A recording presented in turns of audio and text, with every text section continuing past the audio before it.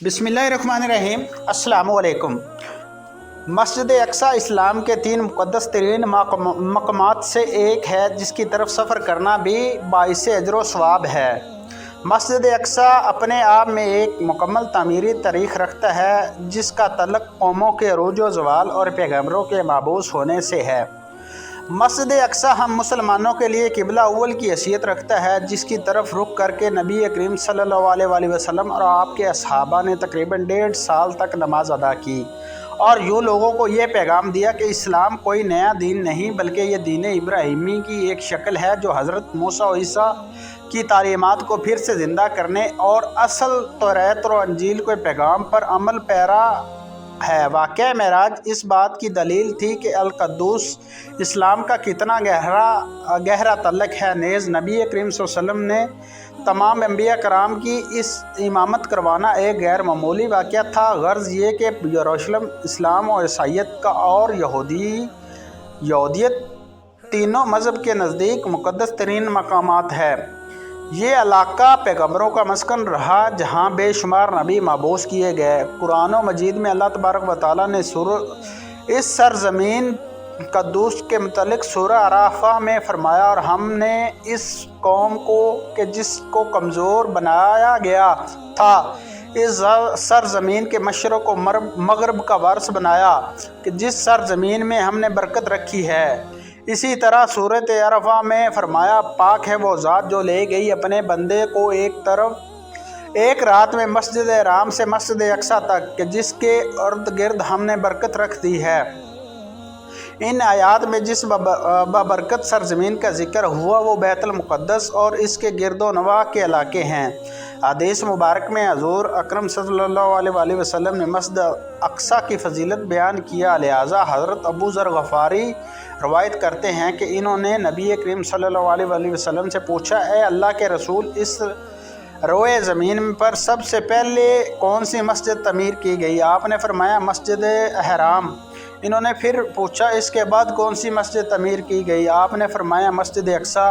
हज़रत अबू ज़र गफ़ारी ने कहा, इन दोनों की तमीर के दौरान कितना वक्फ़ा है? आप सल्लल्लाहु अलैहि वसल्लम ने जवाब दिया, 40 साल। उलमा मुफ़स्सिरीन की एक जमात के नज़दीक मस्जिद अक्सा को सबसे पहले ख़ुद हज़रत आदम अलैहिस्सलाम ने तमीर की थी और बाद में हज़रत इब्राहीम अलैहिस्सलाम ने इस दोबारा तमीर करवाई। रवायतों के मुताबिक अल्लाह ने हज़रत जिब्राईल अलैहिस्सलाम को ख़ुसूसी तौर पर हज़रत आदम की तरफ भेजा और हुक्म दिया कि मस्जिद हराम और मस्जिद अक्सा की तमीर करें। क़िबला शाम ने अपनी तारीख़ में लिखा, जब बनी इसराइल फ़लस्तीन में मजबूत हुए और इनकी रियासत कायम हुई, तो हज़रत दाऊद अलैहिस्सलाम ने बैतुल मुक़द्दस की दोबारा बुनियाद रखी और फिर आपके जानशीन और फ़र्जंद हज़रत सुलेमान अलैहिस्सलाम ने मस्जिद अक्सा की मुकम्मल तामीर फरमाई।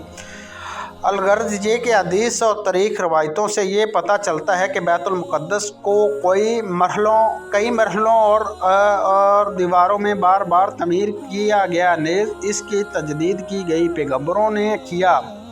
मस्जिद अक्सा की मुकम्मल तामीर हज़रत सुलेमान अलैहिस्सलाम के दौर में हुई, जिसकी तायद न सिर्फ इस्लामी बल्कि इसराइली रवायतों से भी मिलती है। हज़रत सुलेमान अलैहिस्सलाम अल्लाह के जलीलुल कदर पैगम्बर थे, जिनकी सल्तनत मशरक़ से मग़रिब तक थी और इंसानों के साथ साथ चरिंद परिंद जानवर, हैवानात और जिन्नात पर भी आपने हुकूमत की थी। जिन्नात आपके ताबे और फरमा बरदार थे। अल्लाह ने जिन्नात को आपके ताबे कर दिया था, जो कि हुकूमती अमूर में हज़रत सुलेमान अलैहिस्सलाम के हुक्म की तामील किया करते थे और बड़े बड़े काम सर अंजाम देते थे। लिहाजा मस्जिद अक्सा की तामीर का काम भी हज़रत सुलेमान अलैहिस्सलाम ने जिन्नातों को भी लगाया था। इस मस्जिद की तामीर आप के बादशाह बनने के बाद ही शुरू हो गई और तकरीबन 40 सालों में मस्जिद की तामीर मुकम्मल की गई। तामीरी मुकाम पर हज़रत सुलेमान अलैहिस्सलाम ने शीशे का एक हुजरा बनाया था, जिसके अंदर आप इबादत किया करते थे। आप अपने असा के सहारे खड़े रहते और अल्लाह की इबादत में मशगूल रहा करते। ये इबादत काफ़ी तवील होती थी। आप कई दिन या कई माह ऐसे ही खड़े रहते थे और जिन्नात अपने कामों में मशगूल रहा करते थे। جب سلیمان علیہ السلام کو یہ علم ہوا کہ جلد ہی آپ کی وفات ہونے والی ہے تو آپ نے اللہ سے دعا کی کہ ایسا معجزہ صادر ہو جائے ان جنوں کو میری وفات کا علم ہی نہ ہو اور وہ اسی طرح اپنے کاموں میں مصروف رہ کر مسجد کی تعمیر مکمل کر دیں۔